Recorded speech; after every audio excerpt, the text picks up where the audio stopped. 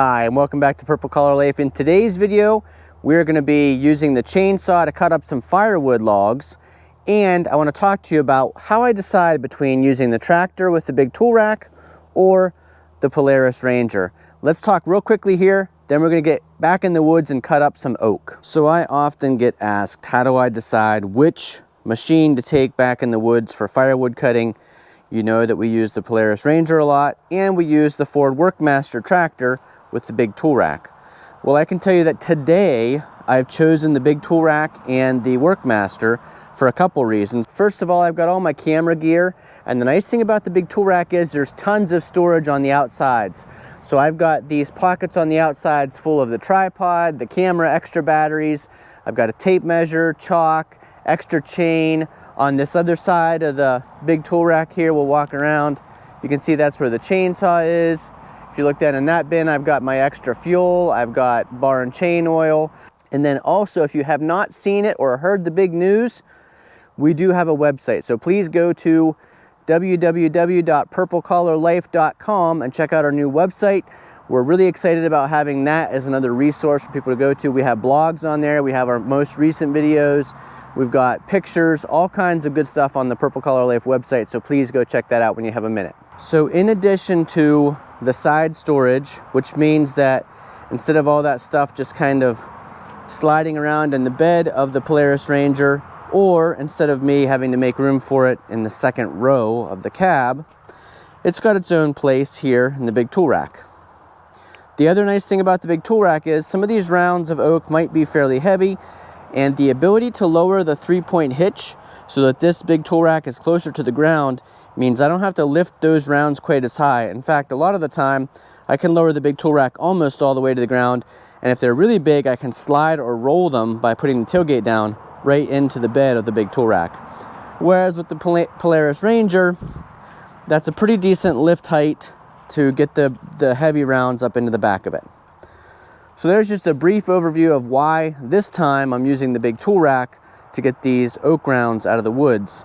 Now let me show you where these are and why I've been putting off this project a little bit longer than I originally planned. So we have been using that maple tree behind me as a fall barometer of how the fall is coming along. Well, it dumped most of its leaves today. I've been actually taking care of these leaves every single day. That's how many are coming down. But today, lots of leaves under the tree, not that many left.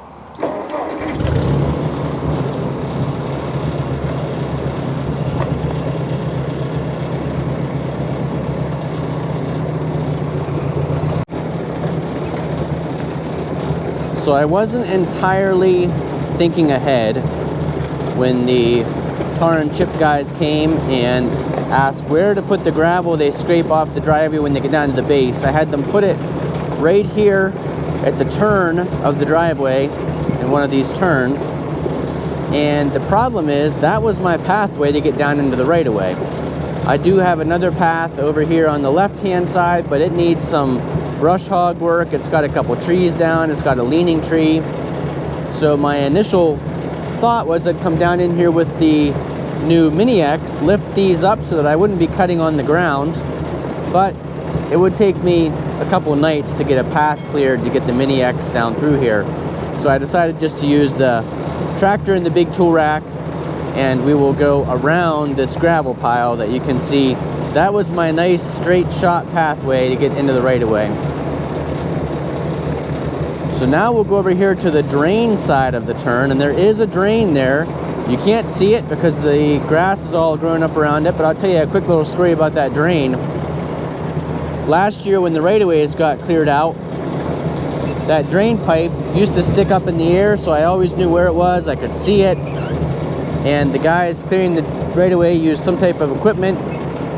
They ran over it, and they gave me the "it wasn't us" routine afterwards. It's all squished. I'll put pictures in here of what it looks like now, but they were positive it could not have been them, even though there are tracks going right beside it. So I'll put those pictures in there.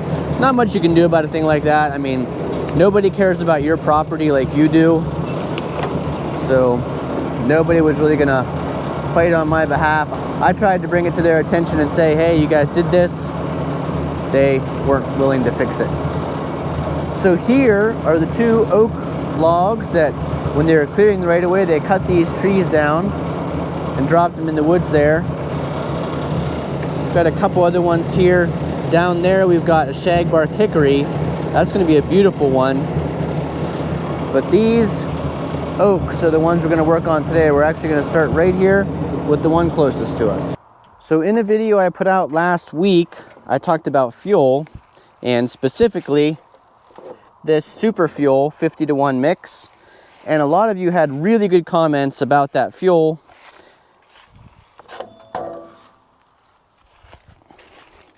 And about the cost of using, you know, $20 a gallon for fuel, or in the Moto Mix case, $40 a gallon for fuel. And you're right, that's a ton to spend on gasoline. The issue I've had specifically with chainsaws, because they do sit longer. So this has been several months now that this chainsaw has sat without running. In fact, this is going to be a cold start on a warm day. It's about 66 degrees out, so pretty warm for a late October day. But this fuel that's in here has been sitting in there for a while. I'm pretty sure it was probably Moto Mix, because if I knew I wasn't going to be running, that's what I would have put in there. But we are going to run this out today, cutting up that oak.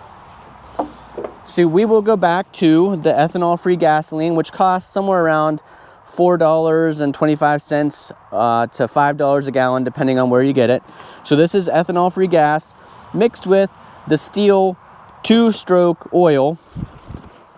So just shake it up a little bit here to get it mixed back up.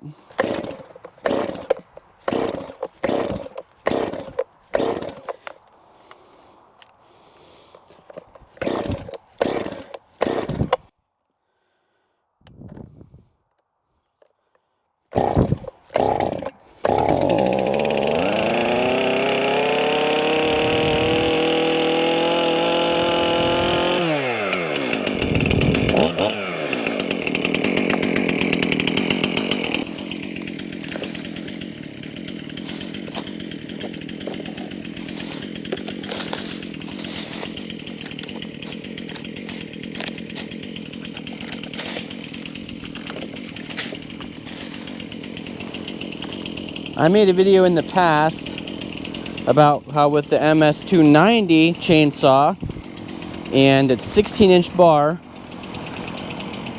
I am really good at using the bar to gauge 16-inch cuts.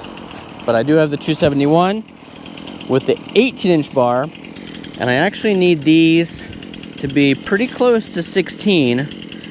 And I will explain that to you in a future video, why it's so important now.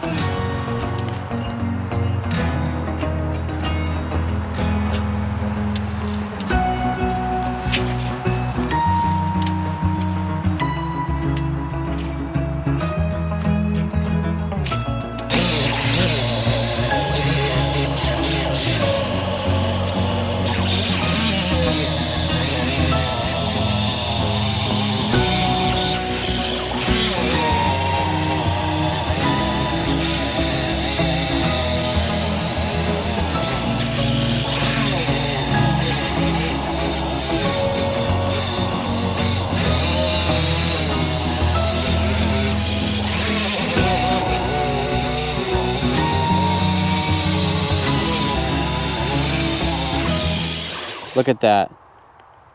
That is some absolutely beautiful oak. And that's going to make great firewood after it seasons out. As you can see, there's a lot of it. Whole tree there that'll make plenty of firewood. I cannot believe what I'm about to say, but the time is 6 p.m. Today was a work from home day for me. So I was out here loading up the tractor by 5:05, and you can see it's just so dark already. This is the bad thing about fall. Great temperatures, great working conditions, no daylight for long into the evening.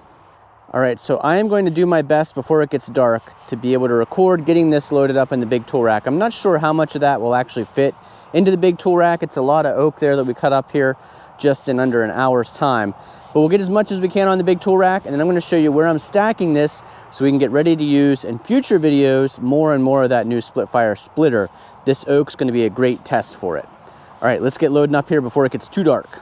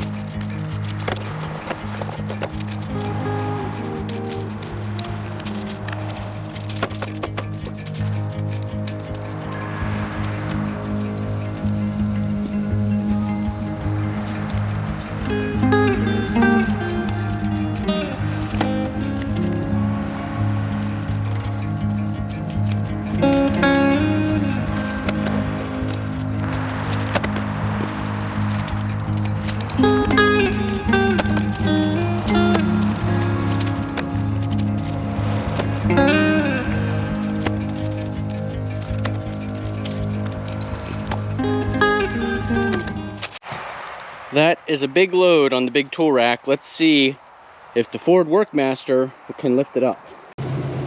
Here we go.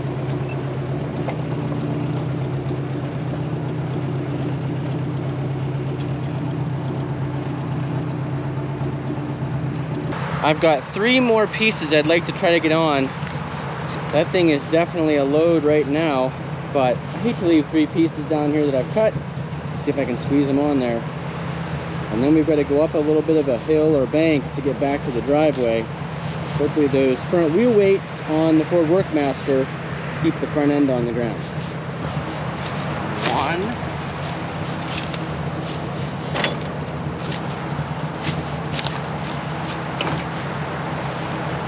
2, 3. Well, crazily, it's getting too dark to record. I got all that loaded up. It is a huge load on the Ford Workmaster. I'm gonna try to get out of the woods here. Not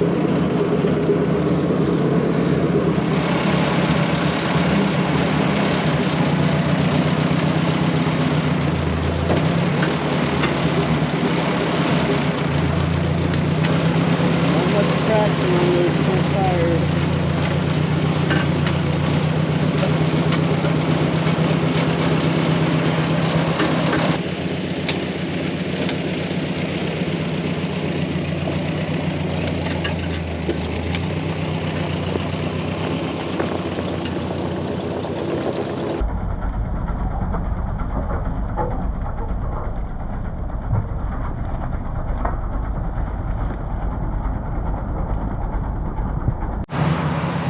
Last part of our load coming up over the hill.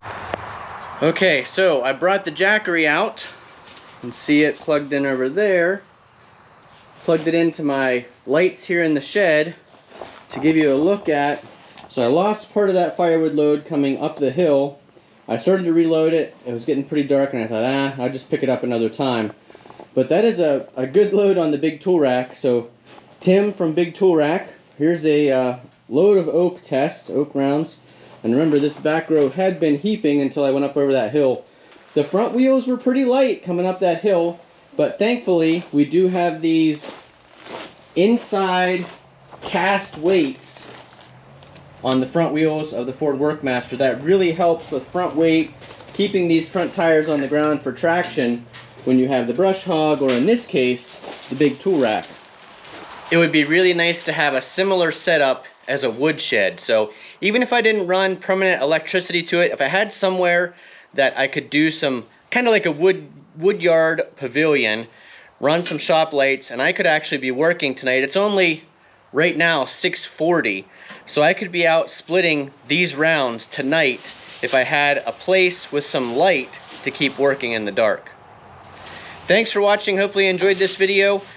Tomorrow night, so Jennifer's away at volleyball tonight. She's gonna be away again tomorrow. Olive's digging a big hole. Jennifer's away at volleyball tonight. She's gonna be away again tomorrow. Her team is in the playoffs, so congratulations to Jennifer's team. They're a great team of young athletes, and she's a great coach. But the times that she's away, that means it's Olive and I here, and we've got plenty of time to work on firewood and outside projects. So hopefully you guys will come along with us. Thanks for watching. We'll see you again the next time.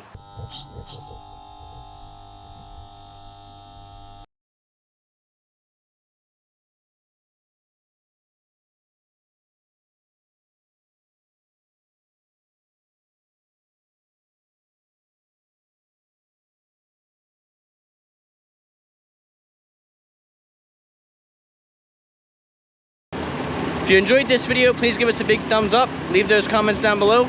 We'll see you again the next time here on Purple Collar Life. This oak is going to be great splitting, and we've got a lot more to cut up. So stay tuned for those videos. If you like firewood and getting firewood ready for winter, we've got lots of that coming up. Thanks for watching. We'll see you again the next time. Don't forget to check out the new website, purplecollarlife.com.